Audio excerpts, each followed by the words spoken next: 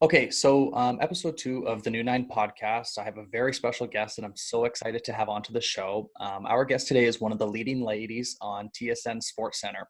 She's originally from Edmonton, where she used to cover the Oilers and the Eskimos, and now she's giving highlight packs of all of the major sports. Without further ado, I'd like to welcome to the New Nine podcast, Natasha Staniszewski. So, Natasha, thanks so much for joining me. No problem. I'm happy to be here, Brandon. Thanks for having me. Did I get your name right? I've been practicing there for like the last 2 hours. I think you did. Yeah, it's funny. I feel I've been on a few podcasts lately, and that's right off the top. I feel like it's tough for people to obviously pronounce it properly, but you have to work at it. Once you do it once, it's not that bad, actually. So yeah, well done. I believe it. Is it Ukrainian or Polish, or what's your background? 100% Polish. Polish. I got you. Okay. Yeah. Okay, so we're just going to kind of dive into the question. So obviously you work for TSN, which is kind of like the height of working for a sports network. What was kind of the road to get to TSN? Where did you start out to get there? The road, I guess you could say it started when I decided to go back to school.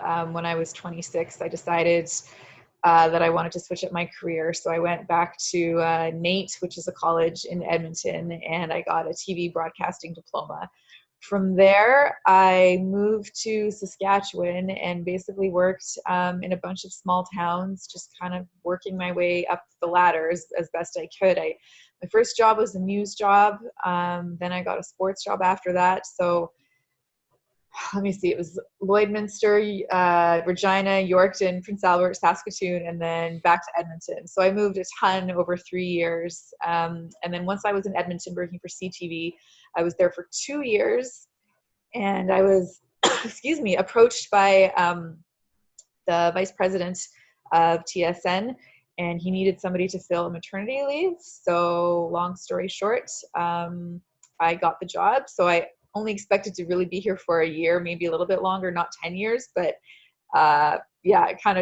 it's kind of crazy how long I've been here. So that's kind of the story in a nutshell. No kidding. That's awesome. So how did it go from just being a 1-year mat leave job for it to offering a full-time position? I guess, I didn't have a job to go back to in Edmonton. So that was part of it, that I was here for a year and I was like, okay, well, this is good. I'll keep doing it as long as I can in TSN. I guess they liked me because they offered me an extension. So just worked out that way. And every couple of years, I just, kept getting extended and signed contracts. So good for you. Yeah, Toronto wasn't my original goal, to be honest. I just wanted to get back to Edmonton and cover the sports teams there. But once I got here, it's turned out to be a pretty fantastic job. So it's hard to leave. So awesome. Are you in Toronto right now, or are you back in Edmonton? I am in Toronto right now. How's everything been with COVID? I know that obviously there's no sports to talk about. So what's kind of been your day-to-day for the last couple months? Yeah, my day-to-day, it's been pretty quiet. With no sports, it's tough for TSN. We only have one show a night now. So there's a lot of anchors and not a lot of shows. So my days have been pretty quiet. Now that it's warmer out, golfing is right at the top of my list because it's one of the safer things that we can do. So I've been golfing a ton, trying to work out, reading a lot. I bought a new camera that I've been trying to learn. I haven't watched too much TV, which I'm actually proud about. I've been reading a lot more than TV, but I've been doing a pretty good job of filling up my days, but I would love to see more sports come back for sure. You and me both. It's been so frustrating to not watch sports. It's become just so part of our daily lives that we turn on the TV and we're watching a hockey game or a baseball game. At this point, I'll watch anything just to see some sports. I'm sure you're in the same boat. Without COVID, with it being a normal day, a normal work day, what would your day look like when you're going into the studio to shoot or to shoot a recording? What would that day look like for you? Yeah, a normal day is, most of us work in the evenings, so I don't get into work until about 7:30. First thing I usually do is hop into makeup. That takes about half an hour to do all the stuff, the hair and the makeup and everything. And then once I get into the newsroom, I usually chat with the producer. We open up the lineup and the producer kind of already has everything usually laid out in terms of what's most important, what's going on tonight. And there's sort of a breakdown of everything.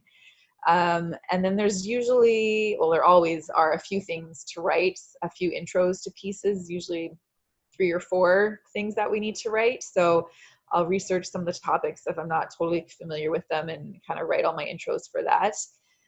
And then it's a matter of just kind of waiting for the highlights to come in, or the games to finish up, and waiting for the scripts to come in. We have people who write the scripts for us. And usually we have time to watch the highlights ahead of the show, not always. So if we have time, that's great. We can kind of go through it and add our own little pizzazz or whatever to the script if we want. And then, yeah, and then it's showtime. And I'm usually not home till midnight or 1 o'clock, just depending on what time the show is, yeah, that I'm doing that night. Wicked. What made you want to get into broadcasting? I mean, when I was a kid, I played sports. Like, it's a lot of what I did, right? Like, I played soccer at a pretty young age. My sister was into sports, my brother, like my parents kind of put us into everything. They didn't want us hanging out at the mall sort of deal. So we played a lot of sports growing up. Being in Edmonton, I just became a hockey fan from an early age. I was a huge Oilers fan, so I watched all the games, and I just remember watching like Hockey Night in Canada or whatever broadcast was on, and thinking like that it would be a fun job to be, to be a reporter or an anchor. So I don't know. At first, the idea was a little bit far-fetched. Like I thought it was crazy to actually think I could be on TV and cover sports, and partly because there weren't a lot of women doing it. So it took me a while to actually do it. I have a business degree. That's what I did first. I went to university, and then I decided to do TV after. So it was always kind of this idea that I had in the back of my mind. It just took me a while to kind of figure out, or to, I don't know, I guess find the courage to just try it and see what would happen. Oh, wicked. What were some other jobs that you would have had before getting into the broadcasting industry? It was a lot of, so I have a commerce degree and I majored in HR. So I did a lot of HR stuff. I worked for a few staffing companies as well, a little bit of marketing. They were all kind of Monday to Friday, 9 to 5 desk jobs. And that's sort of when I realized that wasn't for me. Like, I was just really unhappy doing that kind of work. I had zero passion for it. When I went to university, I had no idea what I wanted to do. I just got the business degree because I thought it would be like a good one to have, I guess, give me options. But yeah, the office thing wasn't really my thing. So at 25 or 26, I forget, that's when I thought, all right, I'm out. I got to try something different. I think a lot of people can relate to that. You and me both. I hate sitting behind a desk and just doing the same thing over and over. So good for you for having the courage to at least chase your dreams and go after it. And look where you are now. So had you not, kind of gone chasing for those, who knows where you might be now, right? Yeah, it kind of worked out. When you were at CTV Edmonton, you got to cover the Oilers and the Eskimos. So now you're in your hometown covering the hometown teams. What was it like to cover those teams? It was fun. It was a little bit surreal that I was actually doing it. It was nerve-wracking. I felt a lot of pressure, I guess. I was one of the few women actually in Edmonton covering sports. So that made it a little, I guess I was intimidated. The Edmonton sports scene is, it's super competitive with the media there too, between everybody. I know everyone says Toronto is crazy, but Edmonton is pretty competitive too. So while I loved it, it was hard. It was challenging. And it wasn't just the Eskimos and Oilers. Like, Edmonton is such a sports town. They're into curling and the Oil Kings and lacrosse, and there's a ton of stuff going on all the time. So it was probably the most difficult job that I've had during my entire career, was working in Edmonton, for sure. Really? Do you Yeah. still stay in contact with some of the people that you would have worked with at CTV Edmonton? I do. Yep. A few of them. Yep. Unfortunately, they're downsizing a lot of the sports people at the different stations. But I do keep in touch with people there still. Oh, awesome. So my last kind of business question for you is that, obviously working in the sports world, you were kind of entering kind of a man's world, and to be one of the ladies to really open the doors for other young girls, what is some advice that you'd give to girls that want to get into the sports broadcasting I would industry? say get after it. If you're really passionate and if you're really interested in doing it, it doesn't feel, at least for me, there don't appear to be a ton of barriers anymore for women in sports. Like, I look at the anchors at TSN and there are just as many women as there are men. So I would say, if that's what you really want to do, then absolutely get after it. It's hard work and you have to make sacrifices, and it is super competitive. But I would say, yeah, don't hold back if you're a woman and you're interested in doing it, for sure. That's awesome. So we're going to dive into golf. You said you played a lot of sports growing up. How long have you been golfing for? So golfing, I only recently took up, well, recently, it's been 5 years now, six, I guess, since I started playing. It still feels really new for me. But yeah, I feel like it's one of the best things I ever did was to start to take up golf. Like working at TSN, we get invited to a lot of charity tournaments and stuff like that. So I was getting invited to tournaments, and my golf game didn't exist basically. And I thought, okay, I need to buy some clubs and actually get into this so I don't feel like a loser every time I go to these tournaments. So, and I mean, actually, like when I was younger in my teens and stuff and in my 20s, I used to go to the driving range all the time just to like practice. But until you buy that first set of clubs, the driving range is kind of nothing, right? Right. So yeah, it's been 5 or 6 years, but like I said, I don't know, somehow it feels new to me. I'm not even close to mastering it, which I guess very few people have. Yeah, But almost no one is. It's one of those games that you can practice for 100 hours and still have good shots and still have bad shots. absolutely, Did you yeah. take some lessons, or how did you kind of learn the fundamentals to play? Yeah, I took some lessons from a few different pros around the city, which helped immensely. And like I said, I bought my first set of clubs, and I guess there's a lot of people at TSN who also golf, so that was nice to have lots of playing partners, or is nice because I get out a ton, and I mean, the more you play, the better you get, I guess. So, but those lessons in the beginning were kind of key, I think, just in terms of my swing and whatever, just to get those basics Right. down. You mentioned a lot of golfers at TSN. Who would you say are some of the best golfers, and who would you say are maybe not Well, as good at golfers? O-Dog, Jeff O'Neill, I think he's always looked at as, I think, the best golfer at TSN. Apparently, he's a scratch golfer, so he's up there. But James Duthie apparently is very good. Dave Poulin as well. Dutchy golfs all the time. And for the women, I mean, Tessa's a great golfer. Laura is a great golfer. I know Lindsay has just started to play. Kara, it's kind of new to the game a little bit too, I think. So I mean, I'm not going to tell you who the bad golfers are, No, that's fair. I totally understand. No worries. but yeah, there's a ton of people. Mark Rowe is a great golfer too. So it's fun. We get out a lot. It's fun. That's awesome. I heard on a podcast that Duthie got to play. Was it James Duthie that got to play Augusta? Does he just rub Yes. that in everyone's face every time he's at the office? Yeah. I know. Because I think every year they have a lottery for the media, and they just kind of pick names. And if you get picked, then you get to play. And I don't know if it was the first time he'd been to Augusta or maybe the second, but it happened really early for him, whereas other media people have just been waiting for years and years. So No yeah. kidding. Really. Are you a member anywhere, or where do you like to kind of play in the Toronto area? I kind of just bounce around. I have a club link. I'm a member with Club Link, so I play a lot of those courses too. But I'll go anywhere we can find a tee time. It's hard to find tee times these days. If you're not on it and booking early, then you're kind of screwed because so many people want to golf right now. So yeah, whether it's a city course or wherever, we kind of just bounce around, like I said. I know in Calgary, where we are, there's been a lot of new procedures at the golf course. What are some things in Toronto that are different now with COVID? I mean, it's probably the same that you guys have. Like, it's only one person per cart unless you actually live with that person. They have the little hooks on the flags, so you can't reach down and pick up your ball. I mean, I think they've spread out the tee times as well a little bit so that people are kind of farther apart. You can only show up like 20 minutes before your tee Mhm. time.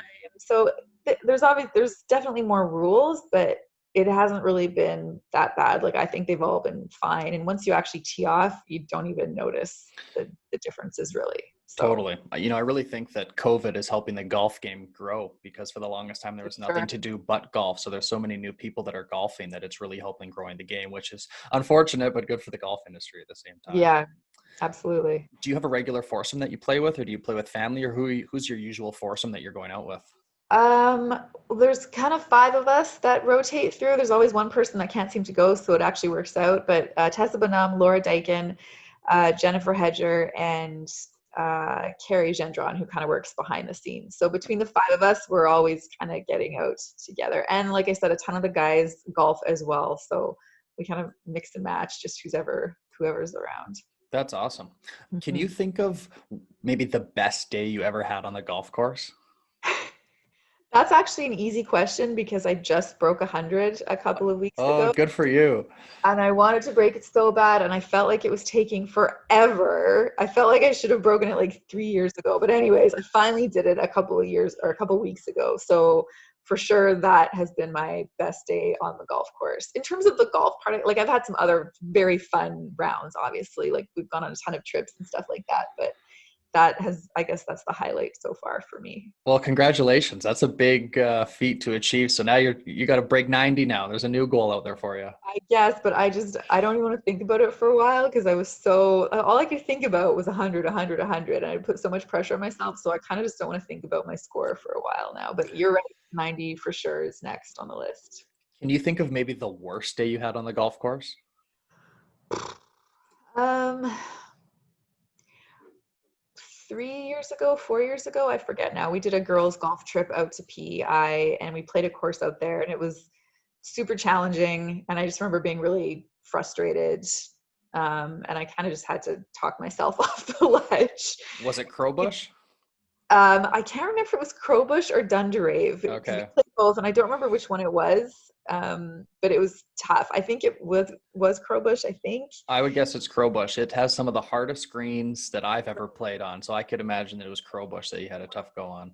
Okay, and do they have the bunkers with the ladders in them? Yes. About Yes. okay, so then it Yeah. was Crowbush, and I Yeah. just remember being like, "This sucks right now." But I think it's one of those things you learn, or I've learned as a golfer. You just can't like nobody wants to golf with a baby or somebody who's in a bad mood, or right. And it's just like I practice once a week maybe, so I can't be too upset if I'm having a bad round. So I mean, it was great. It was super fun. The scenery is awesome. The golf course is beautiful. But I just with my game, I just remember being very frustrated at that on that day. It's such a frustrating sport. So good for you for continuing to pick up the clubs and keep playing because it can definitely kick you in the knees sometimes. Big time. What's the favorite course you've ever played? Or is there a couple maybe? Yeah, for sure. We were lucky enough to head out to Cabot last year, Cabot Cliffs and the links. So we played out there, which is, I mean, it's the number one golf resort in Canada. So that for sure is high on the list. It's absolutely gorgeous out there. The courses are awesome. But I've also had a chance to golf some of the mountain courses because I'm from Edmonton. So I've golfed Jasper Park, which is awesome. I love that one. And Stewart Creek as well is really nice. Just with the mountains, I don't know. You have mountains over there and you have the ocean with Cabot. It's hard to decide which ones are nicer. They're all gorgeous. Yeah, So not bad choices. I haven't played Cabot yet, but obviously the mountains are in our backyard. We were at Stewart Creek last week, and it's really hard to beat just being in the mountains. I'm actually going again in August to play Stewart Creek and Kananaskis this time too. And I'm super excited to get out there. Nice. We're actually doing a feature at Kananaskis in one of Yeah, our videos coming up. So maybe if you stay tuned to the channel, you'll see what we do at Kananaskis. all right. For sure. Um, have you experienced a new nine on the golf course? Maybe in that round that you shot 100, you had a double bogey, maybe a triple, and you came back with a par?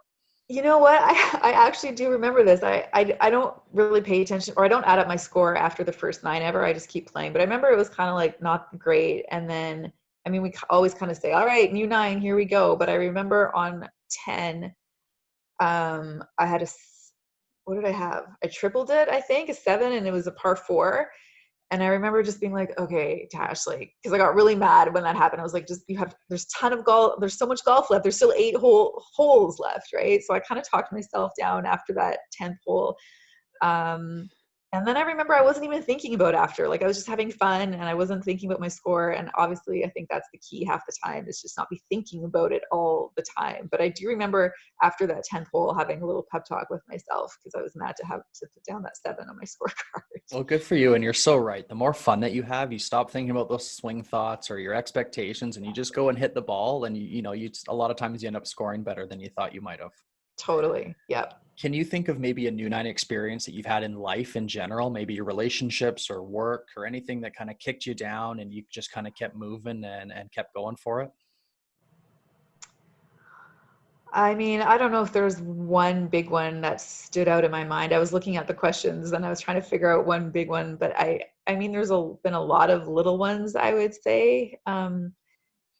I mean, just in this industry, it's tough when you start out because your mistakes are so public, right? Everybody sees when you make a mistake or you pronounce a name wrong or you fumble on the air or whatever, right? So there's been a lot of situations where I've screwed up and I've just felt horrible. And it's like, what do? You got to keep moving forward, and try not to think about it. Try not to be too hard on yourself is the big one, especially for me. So there's been a Totally. lot of little ones along the way, I would say. Well, I can imagine obviously someone like yourself being in the public eye and a lot of people see you on their TVs and you have a big Instagram following. How do you deal with kind of those negative people that tell you you screwed up a name or they didn't like this, they didn't like that? Do you look at that or you just ignore it? How do you deal with that?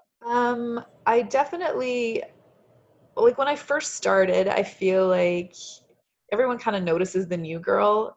Or that's how I felt anyways. And I used to get a ton of comments on social media. Not a ton, but enough that I noticed them for sure. But lately, I haven't gotten many comments lately. I don't know if people just get bored with like harassing you and they move on to somebody else, or, or what it is, but I mean, I still get some bad ones for sure. And it is, but I've developed thicker skin, I would say. Like, oh, some of the comments that get you like right in your stomach and you do feel crappy for a while, but I've gotten better at just being like, okay, just don't even think about it. It's just some loser in his parents' basement, Exactly. making the time to go on Twitter and actually criticize you. Like, yeah, if someone criticizes me for making a mistake that I actually did make, that sucks too, that people notice when I make mistakes. Right. But I mean, it's fair, right? Like, yeah, but the people who just like make stuff up and are just rude and nasty, those ones I've gotten better at just like not even thinking about. Oh, well, good for you. And speaking about your Instagram, every time I scroll through your Instagram, I'm seeing all of your baking posts and your food posts. Like it makes me so hungry every time I'm looking at your Instagram.